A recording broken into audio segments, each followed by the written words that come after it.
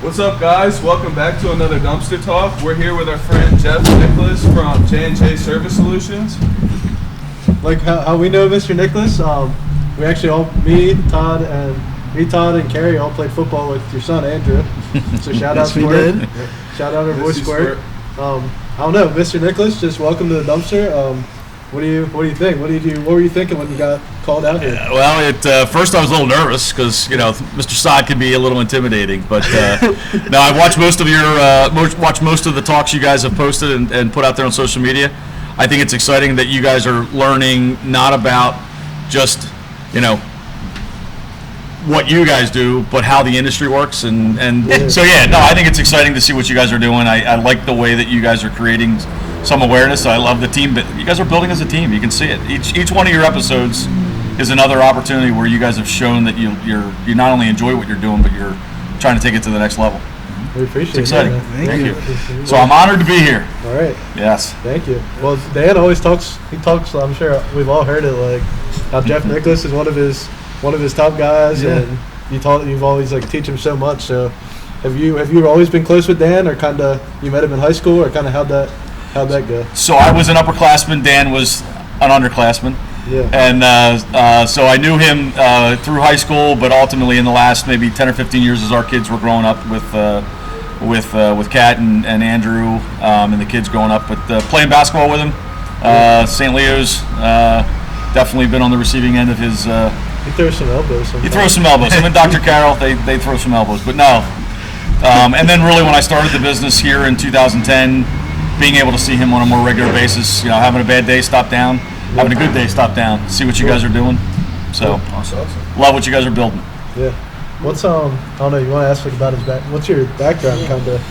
So I'm sort of a dinosaur in many ways, in the fact that most people have 6, 7, 8 jobs. I've only had 2. I was with one company. I came out of school in 1990 from the University of Scranton and was in a manufacturing business. So we were manufacturing material handling equipment. It was owned by private equity, and that's a whole other topic. But so every 3 to 5 years, the business was bought, sold, bought, sold, bought, sold. Okay. And through that 20 years, a valuable lesson I would share with you, I share with my kids as well. In private equity, typically there's value. Somebody always walks away when a company is sold. Somebody makes a lot of money. After 20 years and 4 times that the company was bought and sold, I walked away feeling very disgruntled because I retained my job. I continued to move my way up from a general manager to a president. I never got that payday, and I kept saying to myself, "This just isn't fair." The big guys, the CEOs, make all the money. But in 2010, the company was bought and then sold one more final time through a bankruptcy, and I was told after 20 years, put your stuff in a box and walk out the door. Wow. So and for years I'd always said I wanted to do my own business. I always wanted to have my own business. But at that point in time, where family was scheduled to go to Disney, I called my wife from the parking lot up in Middletown and I said, I got some good news, bad news. Bad news is I don't have a job anymore. Good news is we're going to Disney this weekend, and when I get back, we'll figure it out. And the relationships and the context, people like Dan, I have a handful of people that have been so instrumental in our success. I walked away, and at that point, Alex, I finally realized that I was rewarded, I was paid. And the answer was, for 20 years, I learned how to grow a business, how to take care of our associates, how to build and create value within an entity. And now I was taking everything that I learned, doing it for someone else, and we've applied that to what we've done at J&J Material and J&J Service Solutions over the last 12 years. So, and I told my dad, you can't always see, this far in front of you. Sometimes you gotta look out. You gotta be patient, and every opportunity, whether it's a success or a failure, I think is an opportunity for you to learn and to build on, and ultimately to share. And my whole goal is the people who have helped me over the years. I can never write them a check big enough for what they've done. I can never do for them what they did for me. My whole goal is to give back, much like Dan does. It's give back and share some of that information and knowledge, and be that mentor, be that role model that somebody may want to emulate. So it's huge. Yeah. So did you because I was looking at your LinkedIn and the website of the company. And Yep. The business model, it's so I think it's very smart of what it actually is, going in and putting up the racks and making the flow Yep. more efficient and stuff. Did you like step into that, or did you come up with that idea for your business? I would love to say that I had the vision at the beginning to do that. And I sort of alluded to it earlier as far as relationships. So I didn't have that vision when we started the business, but as we began to grow and evolve, I mean, initially, imagine what it's like. I had 3 kids. No paycheck after that week. I had no benefits that night, and you worry about survival. So initially, this first year or two, it was about how do we stand up a business, how do we get going. But as we began to grow, and I will tell you, in the last 3 or 4 years, our tagline at J&J is concept to completion. So we want to build relationships and continue to grow those relationships. And the way you do it is by doing more things for those people. Mm-hmm. So it's real hard to go out and acquire a new account. I mean, you guys are working hard and making some inroads as far as bringing on new customers and new markets. But it's what else can you do for those existing customers, because those relationships become an asset. They become a way to grow your business. And from the other perspective, it's a barrier to entry. So if you're able to do 8 or 10 things for a client versus, we drop off cans and we pick up cans and we provide you a check for that steel, that's a transactional relationship. A relationship where they pick up the phone. Literally, in the 12 years I've been doing J&J, I probably have called Dan 50 times and said, "Do me a favor, who do you know?" When I started the business, we were in the process, in the unrelated business, we were replacing bathroom partitions in movie theaters in New York City. And I said, "Dan, what do I do with all of this wood?" And he had a recycler in Jersey that we got to. He's like, "Bring the steel back here," but so it's just having those relationships, and I think it's not giving in order to get, it's giving without the expectation that something's going to come back to you. So no, we've grown. We've just rebranded J&J this year into J&J Companies. So we have a material handling company, so J&J Material, working with commercial warehouses. We have J&J Retail, which is working with big box retailers and small retailers on a national scale. We have J&J Material, commercial, retail, and then our last one is is J&J Safety, which is helping all of our customers with safety-related issues. So whether it be rack safety in a warehouse, whether it be racking in an aisleway that's potentially product you get pushed on a customer in a store, or our facility maintenance group, which is working with maintaining buildings and stuff. So it's that whole concept, as you talked about. We're seeing it, and the more you get going, that forward momentum, it grows. I had a question. So you were talking about like connections and how that helped you throughout your whole career. Is there any buddy that you remember from back when you first started, or through your time through advancing through your career, that they really just helped you and kind of something they taught you that stuck with you throughout your career and that is helping you now? It would be hard to single any one individual. I have 2 or 3 people that I call every day on my way to work, and I have 1 or 2 guys I call on my way home. A good friend, a guy from St. Leo, Mr. Giuliano, phenomenal from the day one. Helped me put my business together. I've got a guy who owns close to 70 Jersey Mikes down in the Carolinas, completely unrelated business. We're just talking about people. So I think it's good to have relationships that are not just within your industry, but outside, that maybe gives you a different perspective. At the end of the day, I think the most valuable thing that those relationships do is help you to make good decisions about how you take care of people. I have one golden rule. I just did my company update for our holiday last week, and I said, at the end of the day, I could do away with our handbook, I could do away with all of our policies if everyone just lived one golden rule my dad told me, and that's treat everybody just a little bit nicer than you want to be treated. And those things, I think, are some of the lessons that I've learned from the people that have helped me over the years. It's definitely, like Dan tells us all a lot about, like, when we go to different events and stuff, like we go to different networking events, like even if this guy's like not in scrap exactly, like you never know what that guy can help you out with. Get outside of the guys. Don't stay within your herd. I think the more, and older and younger. I mean, I learned from the reason I was talking to you before we started, it was the young guys. I learn a lot about them. I learn a lot about technology. I think about how they think and what motivates them. And the traditional guys of my age, they don't understand and relate how you guys are motivated, and if you don't, the business won't survive. And when you look at Sod and you look at a multi-generational, I think what these guys have done, I mean, this is fourth generation, fifth generation. That doesn't happen. Most businesses make it through two, and the third one, I mean, you got Dan and Mike, but consider what you got there. No, we're lucky to have the business for sure. What do you think about like you just said? Like you think everyone we have on the podcast always tells us about like learning, like doesn't stop when you're out of school. Like yeah.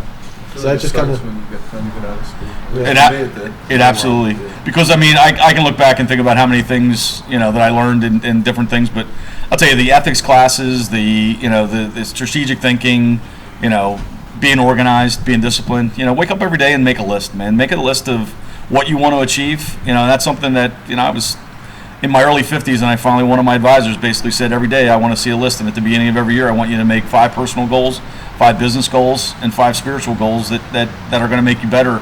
Look at them throughout the year, and then look at them at the end of the year. This November I looked at my list and I'm like, I nailed every one of them, and it wasn't because I made them easy. It's because I stayed focused on that. But I mean, to your point, relationships, getting outside of scrap, getting outside of the recycling world. I think you can learn more. Every opportunity is an opportunity. I think the best learning opportunity is making mistakes, and I've made a lot of mistakes, and I still make. I go way too fast, and instead of slowing down and taking it in, because you guys are. I mean, you're doing think about the initiatives that you guys have undertaken just in the last 12 months. Lots of different things. We definitely all make. Well, speaking for myself, I definitely make a lot of mistakes, but I used to get mad at them kind of. But Dan taught me you can't like do anything about a mistake you made other than you can either get mad at it or fix it. So good buddy. The key, I have a couple of values that we live by, and one is safety is important. 2 is our associates are the most important thing. If I don't take care of them, they won't take care of my customers. So you can't put customers first. But the next one is learning organization is an organization that makes mistakes, looks at what the mistake was, and then shares the mistake, not as a way to embarrass somebody or make someone accountable, but to let the organization not make that same mistake. And it may not be, hey, don't back over, broken glass with a tire. It'd be thinking about your surroundings as you're driving, but it's that learning aspect, because if you're not pushing hard, you're not making mistakes, you're not having failures. So oftentimes I think you can learn more from your failures than you can your victories. Yeah, Dan also says like blameless problem solving. That's one of our core values. So I absolutely love it. Like if say I would mess up, Alex takes the blame a lot, or one of these guys will, because it's not the matter of fact on who made the mistake, but like how can you fix it, and everyone can learn from it. Because the mistake I make, he can make tomorrow. If you don't share it, and if you don't figure out what was the not a total root cause analysis, but looking at it saying, okay, what do we need to do? We need to slow down. Making sure everyone is on like the same page with it. Yeah. He said about core values. Does J&J have core values, and what are they? So and every time I try to go out, because all our associates, we have a large portion that are based here in Columbia doing our commercial services, our facility services, and our commercial install. We have our office and admin staff here, but that's about 40 of our 180 associates. So our people are out every day working nights.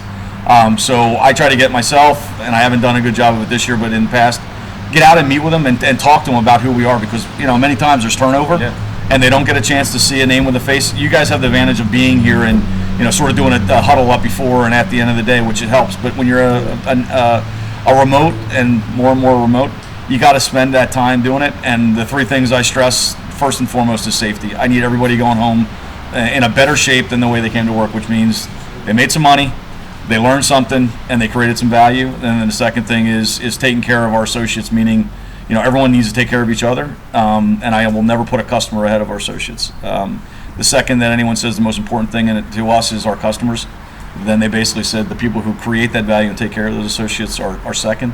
And then last but not least is taking care of doing the right thing, treating each other with respect. So those are we keep it simple. It's not we don't have a written mission and vision statement, but bottom line is they're definitely probably worded differently, but all those core values are in ours too. I think it's shown more in your people too. Like the companies that have to kind of put it up on their wall. Not all of them, obviously, but they kind of have to say it. Like it's good to show it. Let it shine through. kind of to go back, like you were kind of sharing your story of how you got into your business. Yep.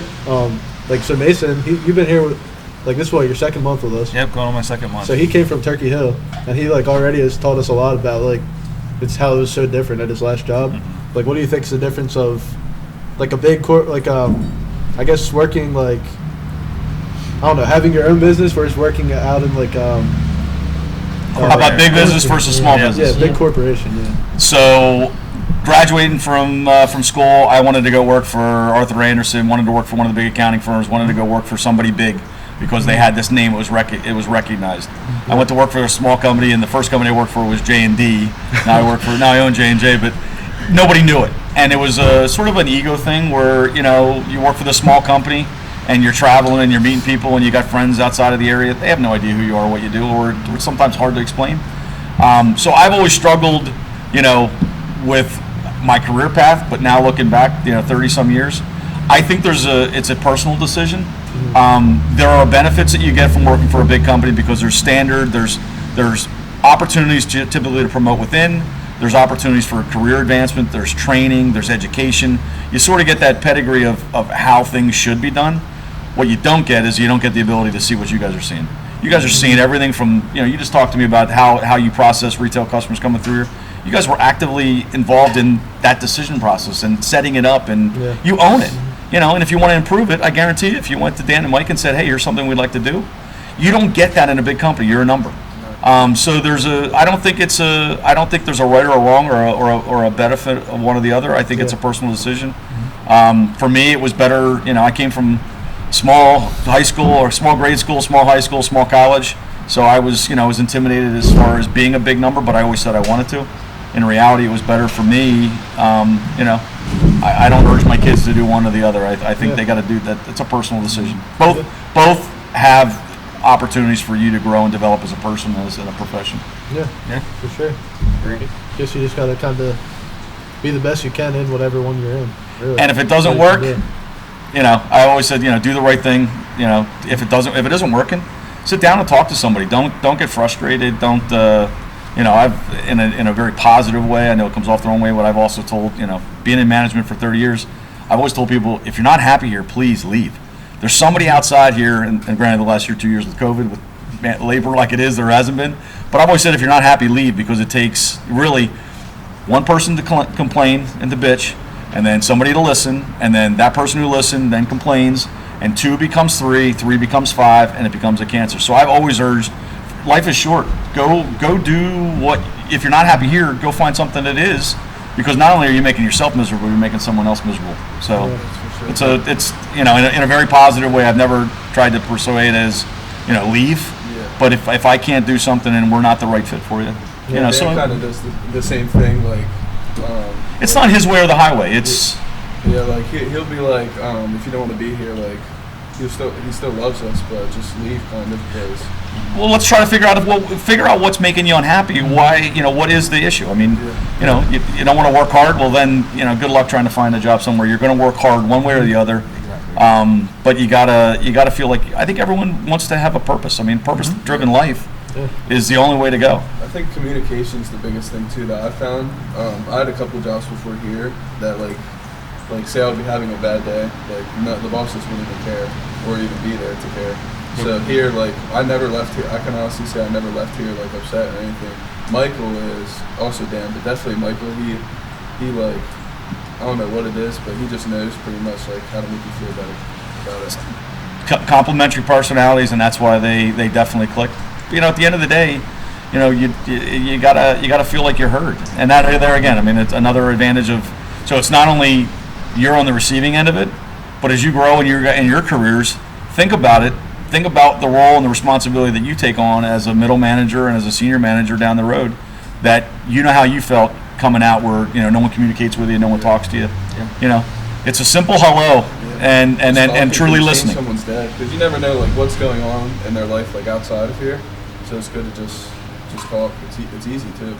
Just kind of talk. Yeah, and I think that's what you see here. I mean, you walk in the front door and Ron will be sitting over there, or Shelby, and it's a smile. It's when people don't want to be here, they'll let you know. Yep. And you guys are interacting with clients every day. I mean, so if they come through the gate and they come back to see you, and you're miserable, and you should know where to go. Yeah, you might not see them. There's always other alternatives. They can go somewhere else. Yeah, for sure. Because you're the face of this organization. I mean, that's whether you see it and feel it, you are. I mean, people interact with you guys more than anybody else. Sure. Definitely. That's kind of all the part of that's a part of us putting this out there. We want to let people kind of feel like they kind of know us before they come in. And for it to feel welcoming, because a lot of scrap yards, like, they're not welcoming at all. Like, you even have to go in to see what prices you'll get for your metal. Here we try to be like just more like personable and show them that like we're humans and like have like the heart in life and stuff. No, make it an experience. I mean, if it's just a transaction, then it's a transaction. It's it's money for pounds. But if you come in here and it's a fun place to be, it's you like seeing, like, I love coming in and seeing Shelby and if Ron's over there, I love giving him a hard time. That's And it's nice to see people who come in, like, I've been running the set a lot, so I have customers come in who like will go to other scrap yards and just be like so happy coming in here because they just feel like welcome kind of, and not like they're lost on their metals. Like, a lot of the times we bring customers into the shed to show them how we do it or how they can clean their stuff better, get better prices. So it's just basically being transparent. Well, I think what you guys would do with Earth Day and stuff like that, the more involvement, and now, I mean, you guys have really put a lot of time and effort into, getting out and getting involved in different communities and community groups, whether it's a chamber or you name it. I mean, you guys are involved in 10 times more than I could ever even think about. But then getting the community to come here, I mean, this is more than a scrapyard. This is, and I think what the energy that Dan and Mike have is I don't know when they sleep. I know I get tired watching them. I'm still convinced Dan doesn't sleep. Yeah, I don't think he does. I think he just runs on coffee. It's definitely a lot of coffee. We keep him going. Well, it's good though, but it's both ways. Yeah. So I mean, as much as he's given, he's getting, and that's what you want. I think that's a true definition of a team. For sure. I had a question going back to J&J. Just kind of your future hopes for the company. What would you like to see happen in your, I guess, final years with it? I got many years. Our next hurdle was 2 years ago. We said we wanted to double the business in 5 years, and everyone's like, "Why 5 years?" I'm like, "Because you got to have a hurdle, and I think a goal, and 10 years is too crazy, but 3 to 5." And our whole goal, I think, is to continue to grow the business as a unit. So it was two separate companies, and the day my partner retired in 2019, we had a J&J material handling company and we had a J&J Service Solutions, and people felt sometimes they were in one company or the other, and we sat at our conference table and I grabbed white and blue T-shirts and I had a sign that said "We are," and I flipped it over on the other side because we're all Penn State fans. It said J&J. We're not material, we're not service, we're not commercial, we're not retail, we're not safety. We're J&J, and when we go to market, I want our people and our clients to understand everything that we have to offer. I just was up in Harrisburg today before I came down here meeting with a handful of clients, and they had no idea of all the things we're doing. And me being up there was part of trying to present. We can install your racking, we can fix your floors, we can. It was a hollow metal door that was rusted out. We can replace that. We can fix your dock seals. We can stripe your floors. We can help you move out of this building into another building. We can buy all your old stuff back. I think for me is to truly get. My big hurdle isn't doubling the size of the business, but getting full integration, getting each and every part of the business working together, and no one feeling like their division was either shorted or they were more successful than the other division. I think if I can break those walls down and try to help us as a company become truly J&J, that would be a huge milestone for me, regardless of what the top line numbers are. It seems like all of the different branches kind of all play into one in one way or another. So you talk about what your business is, recycling. So we work with retailers, and when a retailer moves out of a building, they move on to something else. I go in and I say, I'll buy back all of your used racking. I bring it back, put it in our warehouse. Our commercial customers who are small in size, they like buying that used racking. So I help a retail customer by in turn helping a commercial customer. We do the same thing. We don't provide racking to our retail customers. All we do is labor. But when they get in a bind, they call me, and because I have a material handling company, we do that. Every business needs facilities and repairs and labor, so we use our labor, in every way, shape, or form, and we leverage our experiences. And then the last thing, which I think was a great addition this year, is our safety division, because there isn't a single business out there today that doesn't have a safety. Even within your environment here, I guarantee you there are. If you look back at near misses and accidents, there's always a way to prevent something. And if our core value, our number one core value, is safety, how is that not something that that we're implementing as far as our long-term strategic plan? So it's for me, truly a milestone would be full integration, where no one feels that they're a piece of this business or a piece of that business, but we're all part of one business, one company, one family. And that also definitely makes your customers feel better about not having to work with a bunch of different companies to get one job done. You kind of just can go with one company, different branches of the company, and get it done. We've had a couple of our larger retailers. So like a lot of our local customers, we either go to see them. We do a lot in Allentown and Carlisle and Mechanicsburg.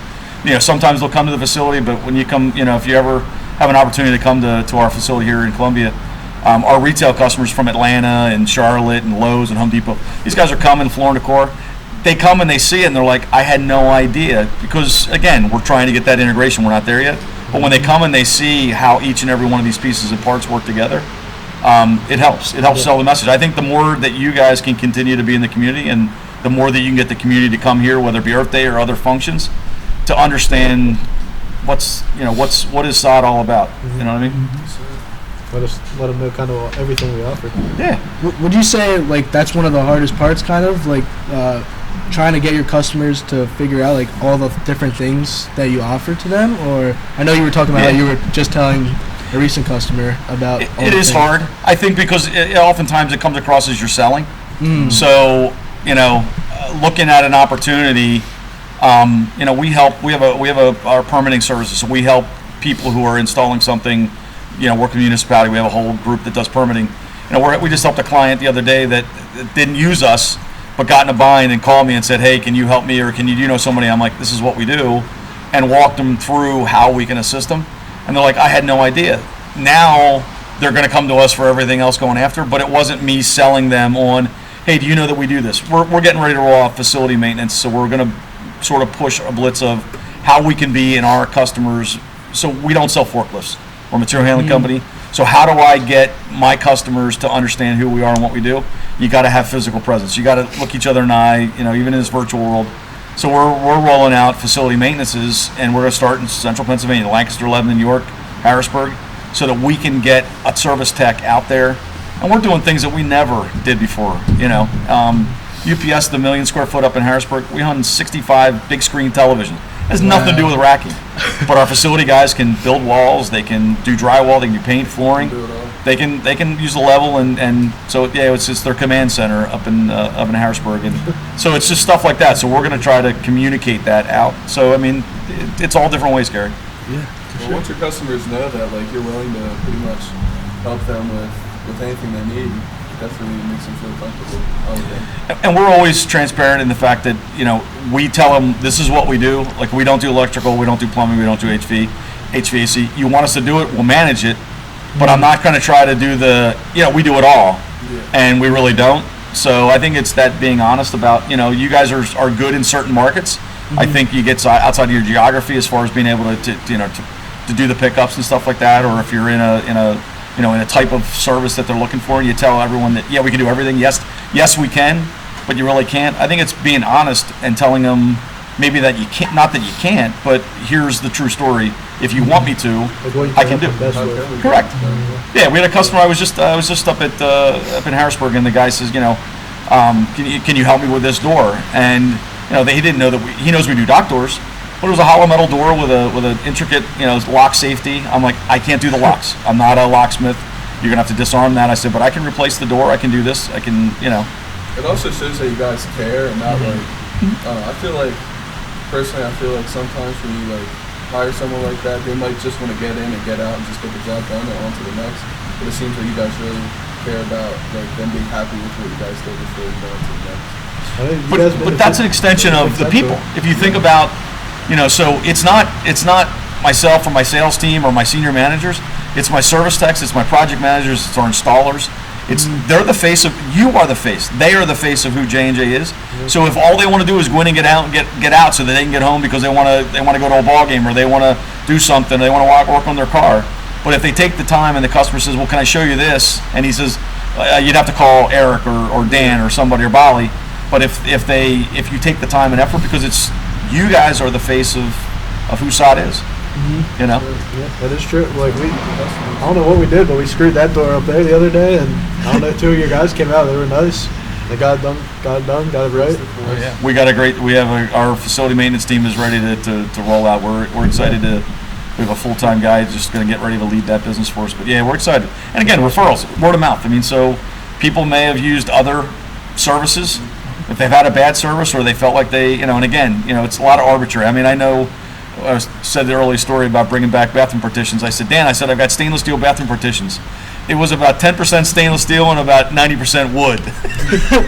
He'll never let me forget it. But, he didn't make me feel stupid. He just said, hey, this is the reality of it. We'll, you prep it, we'll give you X. If you don't, we'll give you Y. Yeah. Where I could have, gotten upset or embarrassed and went down the street. It's that, again, it's that customer relationship for life. I've personally seen Dan, say, a big thing that we have problems with is when copper and brass are together. So I've seen Dan even give back customers what they brought in, so they can take it home and get double what they would have got. That's. Do you want a customer? Do you want a one-time customer? Or do you want a customer for life? And that's he does the right things. And we have Michael and Dan are really good role models for us to look up to. They teach us. I learned something from one of them each day. Well, they came up through the ranks. It isn't like they walked into this business and were handed the golden keys. I mean, they both have been out here. They've plenty of cuts, plenty of bruises, plenty of right next to us. I cleaned out. I would say probably the dirtiest job is probably cleaning under the baler. Oh yeah. So far, what I've done, and when we did it a couple months ago, Dan was down there with me. Just me and him down there. He don't want anybody to think that he can be outworked. Of course. He has a little ego. What do you kind of going back to? So Carrie asked what's your plan for the future in the business? Going off that, what would you say drive? I don't know if it's that or what drives you to do your best every day. So I typically quote my dad at least 10 times a day, so I'll quote him the 11th time now. If you're not growing, you're dying. So if you ever think that you've gotten where you want to be or what you're doing, it's probably the day to be done. Because every day there's a bunch of analogies, but every day someone's getting up and looking to eat somebody or to kill somebody. And do you want to be the guy getting chased, or do you want to be the guy chasing? So I think a lot of you guys are sports oriented. So you got that team concept, but you have that win concept. So you got to work hard. You got to do what you got to do. But if the day that you say, hey, we're just going to go out and play for fun. I've never been on the basketball court with Dan where I played for fun. I played to win. And so to see, because so I think there isn't really an end goal. There isn't a, hey, I want to work till I'm 65, or I want to work till we're $100 million company. I think it's it's when I stop adding value, and really I think the way that we as a company are going is I'm looking for that next generation. I tell my team all the time, I'm like, you're the future. You're going to at some point have to take on the heavy lifting, and that's what you guys are learning at the ground level right now, is that you're going to take on that responsibility, and they'll begin to do less, and they'll act more as advisors, more as from a senior level, and you guys will be making those tough decisions of do we keep this customer, do we not keep this customer, do we make a concession to to get this new customer. Those will be decisions that down the road, that because it's going to impact you, it's going to impact your future. So I think that's that's the legacy. That's how you make a business succeed long term over multi generations. Is you got to continue to feed it. So, well, thank you. Yeah, absolutely. I think this was awesome. Yeah. It's been a very good talk today. Thank you for putting in the dumpster. We have to get the Gavin and the young guys in here. Well, we also need to do our challenge, because SOD versus J&J. SOD versus J&J. But do you think they got us? Do I think? No, I don't think.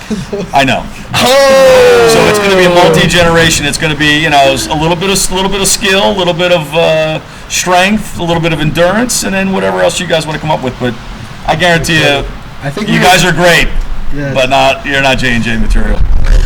I think we got you in maybe the pull. I know we were talking about pull-ups, maybe a pull-up challenge. Yeah, that's Dan. I'm out. Basketball too. I mean, you guys have Callan and.